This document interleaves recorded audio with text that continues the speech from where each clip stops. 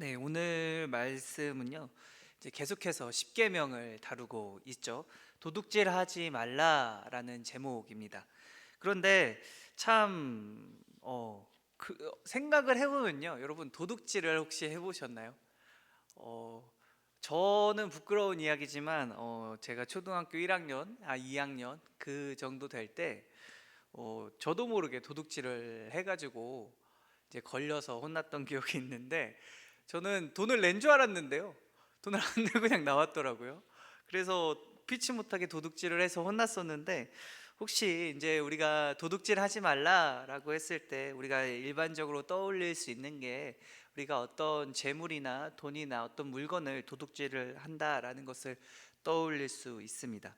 그런데요, 오늘 말씀을 보면, 오늘 말씀을 직역을 해보면, 이 오늘 말씀 번역한 내용도 마찬가지겠지만, 도둑질을 하지 말라라고 이야기를 하는데요, 무엇을 도둑질하지 말라라고 적혀 있지 않습니다. 그냥 말 그대로 도둑질을 하지 말라라고 적혀 있다라는 것이죠. 그러면 우리가 생각을 해봐야 하는 것이 이 도둑질을 어떤 것들을 도둑질하지 말아야 할까요? 어, 우리가 일반적으로 생각할 수 있는 도둑질은 당연히 하지 말아야겠죠. 우리가 인간으로서 아니면 또 어떤 사회에 존재하는 공동체의 일원으로서 도둑질을 함으로써 그 사회 질서와 사회를 유지하는 그런 기반들이 무너지게 되기 때문에 이 절도 행위는 우리가 일반 법으로도 명백하게 범법 행위이며 또 처벌을 받는 것을 알 수 있습니다. 그런데요, 오늘 말씀하는 이 도둑질은요, 거기서 그치는 것이 아니다라는 것이죠. 이 도둑질이 하나님 입장에서 또 우리가 하나님을 믿는 그리스도인으로서 이 도둑질을 한번 깊게 생각을 해봐야 한다라는 것이죠.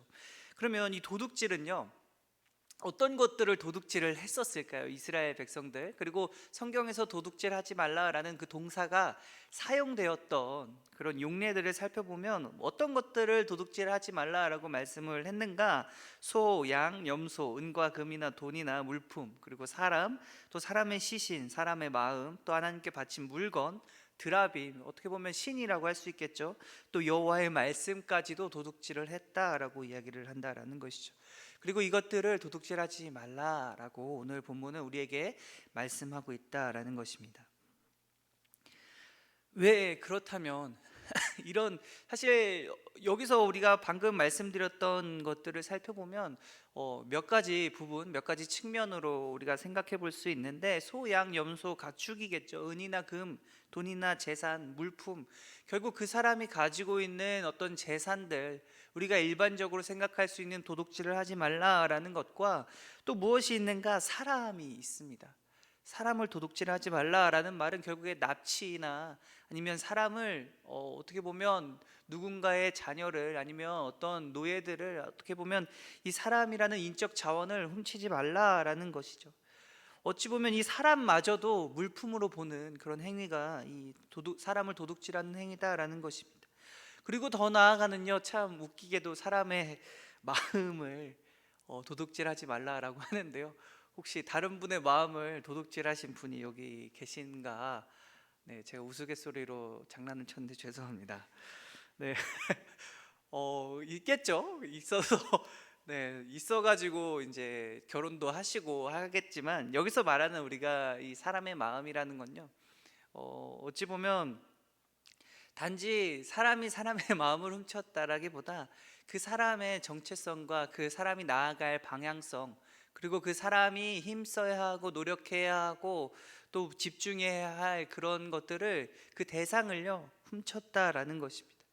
그 말은 무엇인가? 하나님께 향해야 할 우리의 순종함, 우리의 마음들, 우리의 생각들, 우리가 하나님께 나아가야 할 그런 모든 것들을 참 훔친다라는 것이죠. 그게 그 대상이 우리가 신경 쓰고 힘써야 하고 노력하고 우리가 참 그 마음으로 다가가야 하는 그런 대상이 하나님이 아니라 그것이 자신이든지 아니면 다른 누군가로 그것이 대체되었을 때 그것을 우상숭배라고 하면서 그것을 도둑질이다라고 말을 하고 있다라는 것이죠. 하나님께서 자신이 받아야 할 당연한 것들을 도둑질을 당했다라는 그런 표현을 할 수 있겠습니다. 그래서요, 여기서 바라봤을 때 두 가지 측면이 있죠. 우리가 사람과 사람 사이에서 일어나는 도둑질, 그리고 하나님께 향해야만 하는 것들을 도둑질하는 경우들, 그리고 그것뿐만이 아니라 이 사람과 더 깊게 들어가 보면 사람과 사람 사이의 관계에서 그 사람이 살아갈 수 있는 환경과 가능성과 그 잠재력과 또 그 사람이 이뤄낼 수 있는 다양한 기회들마저도 우리는 도둑질을 한다라고 볼 수 있습니다. 그래서 그런 도둑질을 하지 말라라고 이야기를 하죠. 결국 이 말은 무슨 말이냐? 우리 일상에서 일어나는 대부분의 모든 일들 가운데 우리는 도둑질을 할 수 있게 된다라는 것입니다. 하나님께 향한 것, 또 사람과 사람 사이에서 있는 다양한 일들 가운데, 우리가 느낄 수 있는 다양한 일상들 가운데 우리는 도둑질을 하게 된다라는 것이죠. 그래서 그 도둑질을 오늘 성경 본문이 명백하게 이야기를 하고 있죠. 도둑질을 하지 말라라고 이야기를 합니다. 십계명에서는요 부정적인 명령들이 되게 많이 나오죠. 살인하지 말라, 간음하지 말라, 그리고 도둑질하지 말라, 연속해서 하지 말라는 게 참 많습니다. 그런데 왜 이런 것들을 하지 말아야 할까요? 이 도둑질 또 뭐 살인하지 말아야 하는 이유들, 제가 이전 설교에서도 참 말씀을 드렸지만 이렇게 하지 말라라고 하는 하나님의 근본적인 이유가 있다라는 것이죠. 그것이 무엇인가? 그 이유는요, 이스라엘 백성들을 이렇게 하지 말라라고 하는 그 하나님의 백성들은 이 하지 말라라는 명령을 따라서 무엇이 보장되는가를 살펴보면 알 수 있습니다. 이렇게 하지 않았을 때, 하나님 말씀에 순종했을 때 이스라엘 백성들에게는요 자유함이 보장됩니다. 이스라엘 백성들에게는 풍요로움과 안정감과 어떤 평안함이 보장된다라는 것이죠. 그 말은 무엇인가? 이렇게 하지 않음을 통해서 이스라엘 백성들이 살아갈 수 있는 환경을 보장을 받을 수 있다라는 것입니다. 이 계명을 지킴으로 살아갈 수 있게 된다라는 것이죠. 결국 그 말은요, 이 도둑질하지 말라라는 계명 가운데 적용을 해보면 결국 이 계명은요, 도둑질하지 말라라는 계명은 하나님께서 이스라엘 백성들 그리고 이 세상을 살아가는 우리들을 보호하시기 위함이다라는 것이죠. 사람을 보호하기 위하여 이 계명을 주셨다라는 것입니다. 그러면 왜 도둑질하지 말라라는 계명이 사람을 보호하기 위해서 주신 계명인가 생각해보면 아까 말했던 무엇을 도둑질하지 말아야 하는가를 살펴보면 알 수 있습니다. 그 사람이 가진 재산, 여러분 재산이 훔쳐지면요 참 많은 허탈감과 무력감과 절망과 아픔을 겪게 되죠. 사기를 당하는 것, 내가 어떤 돈을 가지고 있다가 그것들을 잃어버리게 되는 것, 내가 가진 재산들을 훔쳐지게 되는 것, 이렇게 그런 내가 가진 것들을 내가 잃었을 때 그 사람은 어떤 상황을 마주하게 되는가? 내 삶의 안정감과 내 삶의 가능성과 내 삶이 유지되어야 할 그런 최소한의 보장되는 그런 안전장치를 잃어버린다라는 것이죠. 그렇기 때문에요, 참 도둑질이라는 게 어찌 보면 단지 물건을 훔치고 거기서 끝나는 것이 아니라 그 사람을 살아갈 수 없게 만드는 그런 일들을 벌이게 된다라는 것이죠. 참 아픔을 겪게 된다라는 것입니다. 그리고 도둑질이 너무나 자연스러워졌을 때, 도둑질이 너무나 많이 일어날 때 여러분 그런 사회가 유지될 수 있는가 우리가 생각해 봤으면 좋겠습니다. 도둑질을 허용한다라고 했을 때 여러분 내가 가진 사유재산, 내가 가진 재산들이 인정받을 수 있는가, 법적으로 인정받을 수 있는가, 그런 사유재산의 문제까지도 생각해 볼 수 있게 되는 것이죠. 그래서 이 도둑질을 함으로써 무엇을 파괴하는가? 이 도둑질은요 사람이 살아갈 수 있는 그런 환경과 가능성과 최소한의 안전장치를 파괴하는 행위다라는 것이죠. 그렇기 때문에 하나님께서 이 도둑질을 하지 말라라고 말씀을 하셨다라는 것입니다. 그래서 결국에 이 도둑질하지 말라라는 계명이 이루고자 했던 그 근본과 핵심은요, 살아갈 수 있는 환경을 만드는 것, 사람을 보호하는 것에 있다라는 사실을 우리가 생각해 봐야 합니다. 그러면요, 우리는요 왜 도둑질을 할까요? 지금까지 다 왔습니다. 하나님께서 이 도둑질 하지 말라라는 명령을 주신 것, 그리고 그 이전에 간음하지 말라, 살인하지 말라, 잘 생각을 해보면요, 결국에는 간음하지 말아야 하는 이유도, 살인하지 말아야 하는 이유도, 도둑질하지 말아야 하는 이유도요, 그 근본에 있어서는 우리를 위한 것이었다라는 것이죠. 이스라엘 백성들을 위한 것이었고, 우리가 살아갈 수 있는 환경을 위한 것이었다라는 것입니다.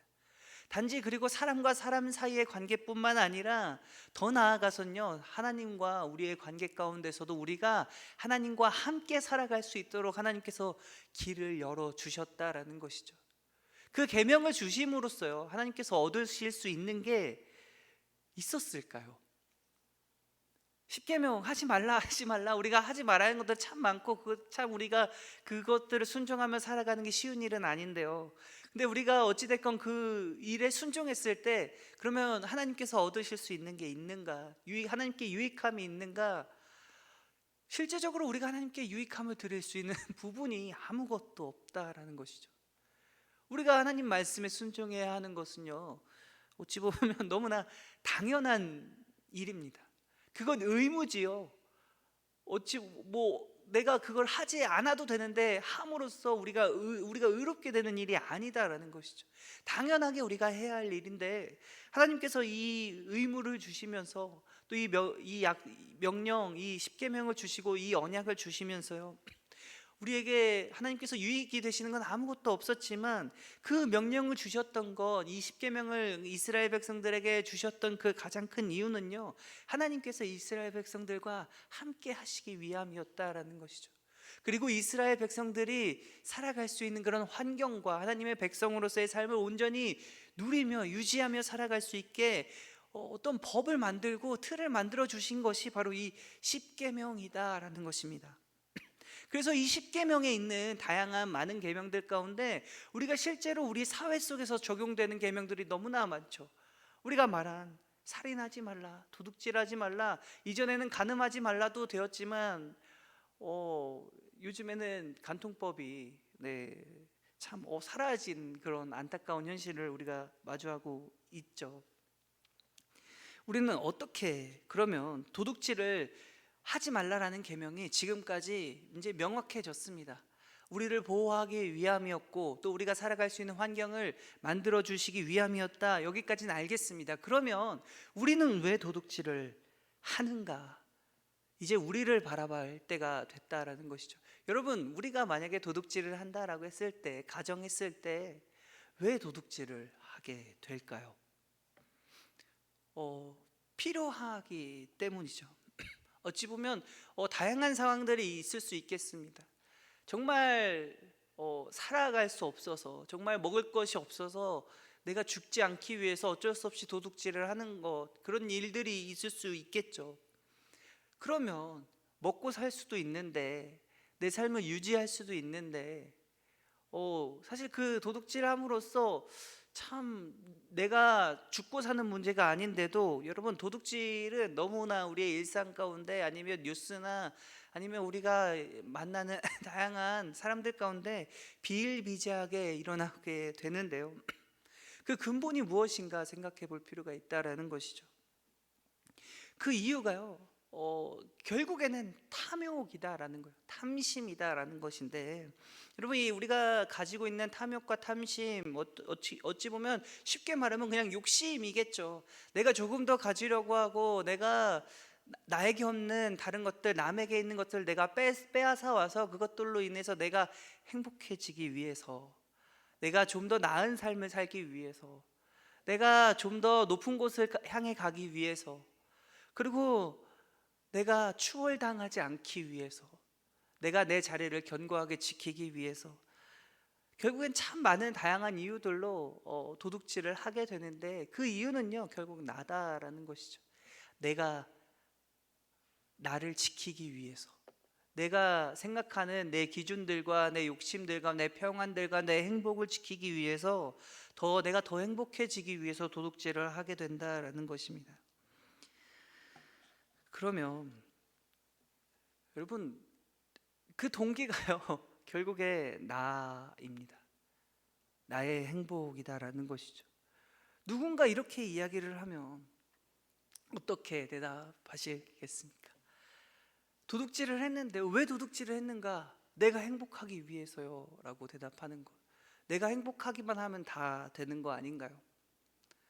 어찌 보면 이 지금 우리가 살아가고 있는 이 환경들, 또 현대 사회에서의 모습들, 참 이런 제가 말씀드린 그런 대답들과 그런 환경들로 변해가는 모습 가운데 참 안타까움을 느낍니다.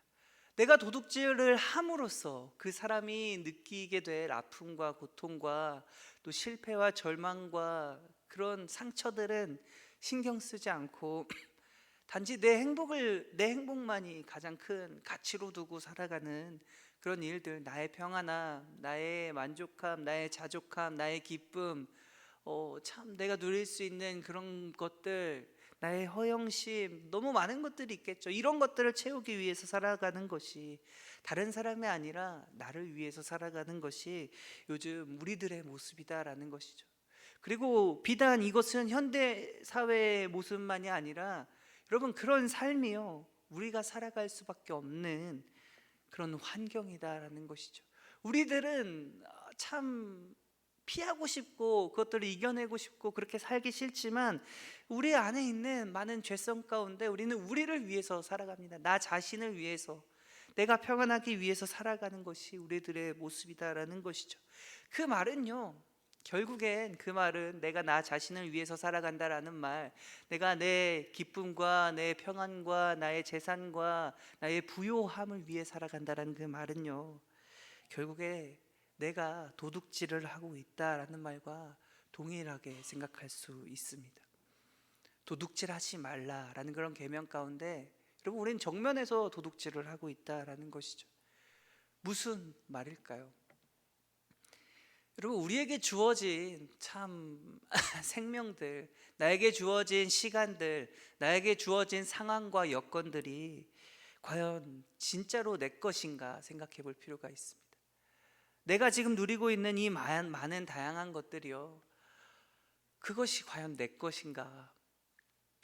그게 온전히 내 힘으로 벌었다라고 생각해서, 아니면 우리 아버지나 어머니가 주셨다고 해서 그게 과연 온전히 내 것인가 생각해 볼 필요가 있다라는 것이죠. 그런데요, 성경은요 뭐라고 이야기를 하는가? 우리가 가진 것들, 내가 가진 작은 것 하나까지도 그 모든 것들이 하나님 것이다라고 고백하고 있습니다.